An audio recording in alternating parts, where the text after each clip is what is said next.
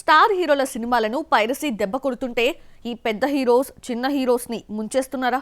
Stars లేని Friday చూసుకొని కుర్ర హీరోస్ థియేటర్స్లోకి వస్తుంటే స్టార్స్ రీ రిలీజెస్ పేరుతో ఆడియన్స్ని చిన్న చిత్రాలకు దూరం చేస్తున్నారా? ఫ్రైడే నాడు రీ రిలీజెస్ వద్దు అని చిన్న నిర్మాతలు ఎంత మొత్తుకున్నా లాభం లేదా? మరి దీనికి పరిష్కారం ఏంటి? Have a look. ఎప్పుడో ఒకసారి పాత సినిమా కొత్తగా రీ రిలీజ్ అయితే పెద్దగా ఇబ్బంది ఉండదు. కానీ శుక్రవారం వచ్చిందంటే రీ రిలీజ్ కంపల్సరీ అయిపోయింది. Star young hero, dubbing hero అన్న తేడా లేకుండా పాత హిట్స్ అన్నీ వచ్చేయడంతో చిన్న సినిమాలు తీవ్రంగా నష్టపోతున్నాయి. క్లాసిక్స్ మళ్లీ రావడంతో కొత్త సినిమాలను ఆడియన్స్ పట్టించుకోవడం లేదు. పెద్ద హీరోల సినిమాలు రీ రిలీజ్ అయితే కొత్త సినిమాపై ప్రభావం తీవ్రంగా ఉంటుంది. మహేష్ కలేజా రీ రిలీజ్ సినిమాల్లో సరికొత్త రికార్డ్ క్రియేట్ చేసింది. 3 రోజుల్లో 10 కోట్లు కలెక్ట్ చేయగా భైరవం 5 కోట్లు కూడా రాబట్లేదు. భైరవం సినిమా సక్సెస్ మీట్ లో కలేజా ప్రభావం పడిందా అని అడిగితే ఎఫెక్ట్ ఉందన్నారు నిర్మాత. స్టార్స్ మూవీస్ ను శుక్రవారం కాకుండా రీ రిలీజ్ చేసుకుంటే చిన్న సినిమాలు బతుకుతాయన్నాడు మనోజ్. కలేజా అనే కాదు, పెద్ద హీరోల పాత సినిమాలు వస్తే కొత్త సినిమాలు నష్టపోతున్నాయి. మహేష్, పవన్ కళ్యాణ్ మూవీస్ వస్తే చిన్న చిత్రాలు పోటీని తట్టుకోలేక చేతులెత్తేస్తున్నాయి. గబ్బర్ సింగ్, ఖుషి, మురారి, సీతమ్మ వాకిట్లో సిరిమల్లె చెట్టు, ఆర్య 2 రీ రిలీజ్ టైంలో ఆడియన్స్ కొత్త సినిమాలను పట్టించుకోలేదు. ప్రస్తుతం ఓ 4 రోజుల పాటు రీ రిలీజెస్ తాకిడి మామూలుగా లేదు. 14న దుల్కర్ సల్మాన్ కాంతా, సంతాన ప్రాప్తిరస్తు వంటి చిన్న చిత్రాలు 4-5 రిలీజ్ కాగా నాగార్జున శివ ఝలక్కిచ్చింది.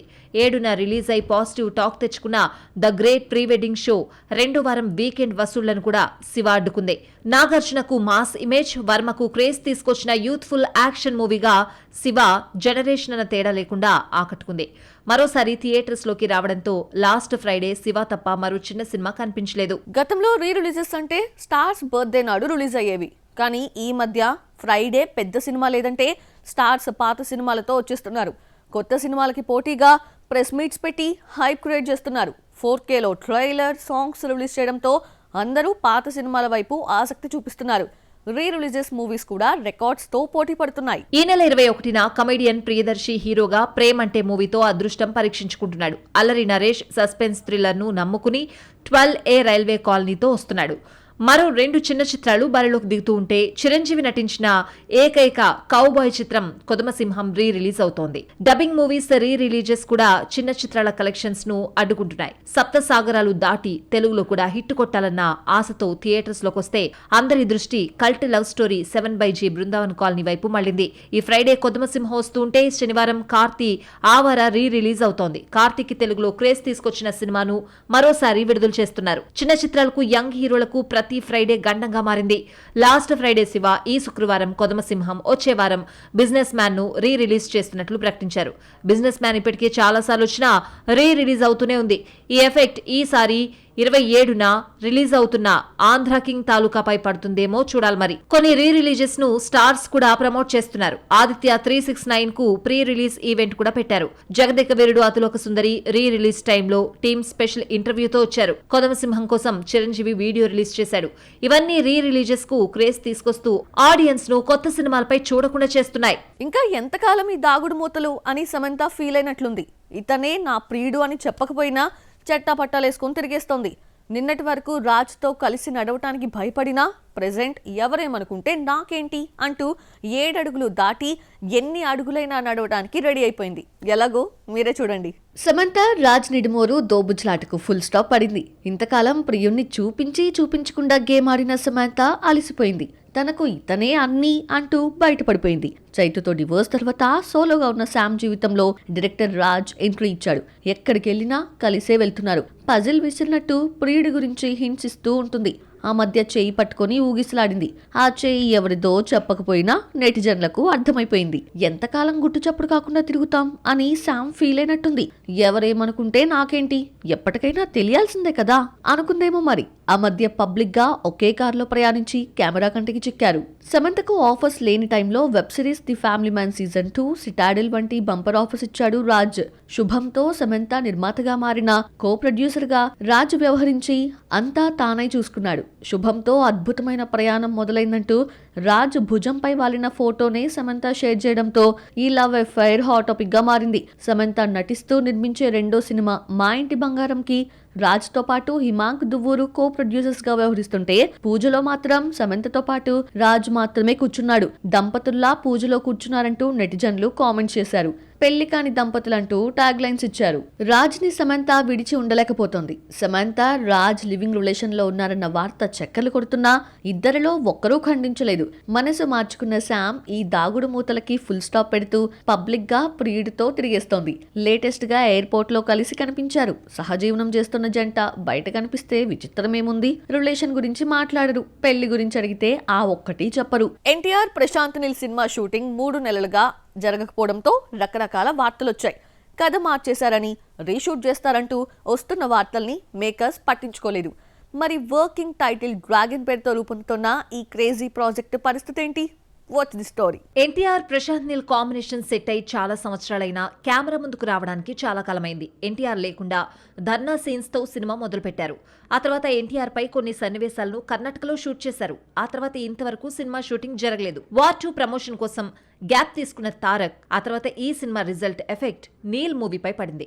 వార్ 2 డిజాస్టర్ తారక్ ను డిస్టర్బ్ చేసింది. ప్రశాంత్ నీల్ మూవీలో జాయిన్ అవుతాడు అనుకుంటే ఈలోగా యాడ్ షూటింగ్ లో గాయపడ్డంతో 2 నెలలు రెస్ట్ తీసుకోవాల్సి వచ్చింది. ఈ గ్యాప్ రకరకాల కథలను పుట్టించింది. సినిమా కథలు మార్పులు చేర్పులు చేస్తున్నారని, స్టోరీ పూర్తిగా మార్చేశారంటూ వార్తలొచ్చాయి. ఇలా 3 నెలలు గడిచిపోగా డిసెంబర్ 1st వీక్ లో షూటింగ్ మొదలు పెడుతున్నారు. ఈ స్కెడ్యూల్ నెలాఖరు వరకు ఉంటుందని తెలిసింది. ఎన్టీఆర్ నీల్ మూవీకి వచ్చిన 3 నెలల గ్యాప్ ను డిసెంబర్, జనవరి నెలలో నాన్ స్టాప్ షూటింగ్ తో కవర్ చేస్తున్నారు. ఇందులో ఒక క్యారెక్టర్ కోసం ఎన్టీఆర్ 6 ప్యాక్స్ తీసుకొచ్చినా బక్కచిక్కిపోయాడంటూ కామెంట్స్ చేస్తున్నారు నెటిజన్లు. తారక్ ఫేస్ లో మిస్ అయిన కళను ప్రశాంత్ నీల్ ఎలా కవర్ చేస్తాడో చూడాలి మరి. తండేల్తో పాన్ ఇండియాలోకి అడుగుపెట్టిన చైతు తగ్గేదే లేదంటున్నాడు. బడ్జెట్ విషయంలో రాజీ పడడంట. తండేల్కే ఎక్కువ ఖర్చు పెట్టారనుకుంటే నెక్స్ట్ మూవీ బడ్జెట్ మరింత పెరిగింది. 100 కోట్ల సినిమా లేని హీరోపై 100 కోట్ల బడ్జెట్ పెడుతున్నారా? Have a look. నాగ చైతన్యకు హిట్ అంత ఈజీగా రాదు. ఎప్పుడో గానీ సక్సెస్ చూడలేకపోతున్నాడు. బంగారాజుతో ఓకే అనిపించుకున్న లాల్ సింగ్ చద్దా, కస్టడీ వంటి భయంకరమైన ఫ్లాప్స్ చూశాడు. 40 కోట్ల షేర్ కలెక్ట్ చేసిన మజిలీ చైతు కెరియర్లో హైయెస్ట్ కలెక్షన్ గా నిలిచింది. ఆ తర్వాత వచ్చిన లవ్ స్టోరీ హిట్ అయినా 35 కోట్లు మాత్రమే వచ్చింది. ఎట్టకేలకు తండేల్తో 52 కోట్ల షేర్ రాబట్టాడు. తండేల్ ఇచ్చిన ఇన్స్పిరేషన్తో నెక్స్ట్ మూవీ బడ్జెట్ ని పెంచేశారు. చైతు కెరియర్లో ఫస్ట్ టైం తండేల్తో 50 కోట్ల షేర్ దాటాడు. తండేల్ కోసం 60 కోట్లు ఖర్చు పెడితే నెక్స్ట్ మూవీ బడ్జెట్ దాదాపు 100 కోట్లకు చేరుతోంది.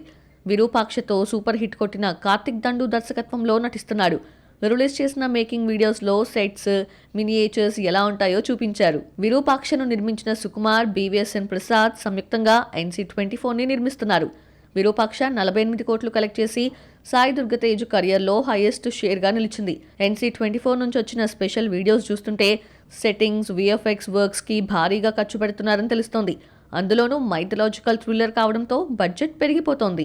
ఏదో సరదాగా నటించేస్తే సక్సెస్ దక్కదన్న సంగతి చైతుకి బాగా అర్థమైంది. క్యారెక్టర్ కోసం ఫిజికల్ గా, మెంటల్ గా శ్రమిస్తేనే హిట్ వస్తుందని తండేల్ పరిచయం చేసింది. దీంతో మరోసారి డిఫరెంట్ రోల్ ని సెలెక్ట్ చేసుకోవడమే కాదు, యాక్షన్ సీన్స్ కోసం ప్రాక్టీస్ చేసి మరీ కెమెరా ముందుకు వస్తున్నాడు. ఈ నెల 23న సినిమా టైటిల్ తో పాటు ఫస్ట్ లుక్ పోస్టర్ ని రిలీజ్ చేస్తున్నారు. Ram Andhra king Taluka pan India movie కాకపోయినా కర్ణాటక కలెక్షన్స్ పై చాలా ఆశలు పెట్టుకుంది. ఉపేంద్ర కీ రోల్ పోషించడంతో చిత్ర యూనిట్ కర్ణాటకలో ప్రమోషన్స్ చేస్తోంది. వరుస ఫ్లాపుల్లో ఉన్న రామ్ ని కన్నడ ఆడియన్స్ ఆదుకుంటారా? Have a look. అభిమాని హీరో మధ్య జరిగిన రియల్ స్టోరీతో ఆంధ్ర కింగ్ తాలూకా రూపొందింది. ఉపేంద్ర సినిమా హీరోగా నటించాడు. ముందుగా ఈ క్యారెక్టర్ కోసం బాలయ్యను సంప్రదించారని తెలిసింది. మరి ఉపేంద్రను ఎందుకు సెలెక్ట్ చేసుకున్నారని కన్నడ మీడియా డైరెక్టర్ అడిగితే ఉపేంద్రకు కన్నడతో పాటు తెలుగులో మంచి క్రేజ్ ఉందని అందుకే తీసుకున్నామని అన్నారు. ఉపేంద్ర కూడా కథ నచ్చితే గానీ తెలుగు సినిమాలు ఓకే చేయడు. దీంతో తెలుగులో 4-5 సినిమాలు మించి చేయలేదు. సన్ ఆఫ్ సత్యమూర్తి హిట్ తర్వాత గ్యాప్ తీసుకున్న ఉపేంద్ర ఆంధ్ర కింగ్ తాలూకాతో రీ-ఎంట్రీ ఇస్తున్నాడు. కన్నడ ఈవెంట్ లో మాట్లాడుతూ సినిమాలో ఊహించని ట్విస్ట్ ఉంటుందని అన్నాడు. మిస్టర్ బర్షన్ తో హీరోయిన్ గా పరిచయమైన భాగ్యశ్రీ బోర్సే ఫ్లాప్ లో హ్యాట్రిక్ కొట్టింది. రెండో సినిమా కింగ్డమ్, మూడో చిత్రం కాంత నిరాశనే మిగిల్చాయి. ఈ అమ్మడిపై పడిన ఐరన్ లెగ్ ముద్ర పోవాలంటే ఆంధ్ర కింగ్ తాలూకా హిట్ చాలా అవసరం. సినిమాను 27న థియేటర్స్ లోకి తీసుకొస్తున్నారు. అనుష్కతో మిస్ శెట్టి, మిస్టర్ పోలిశెట్టి తీసిన మహేష్ బాబు దర్శకత్వంలో మైత్రి మూవీ మేకర్స్ ఈ సినిమాను నిర్మించింది.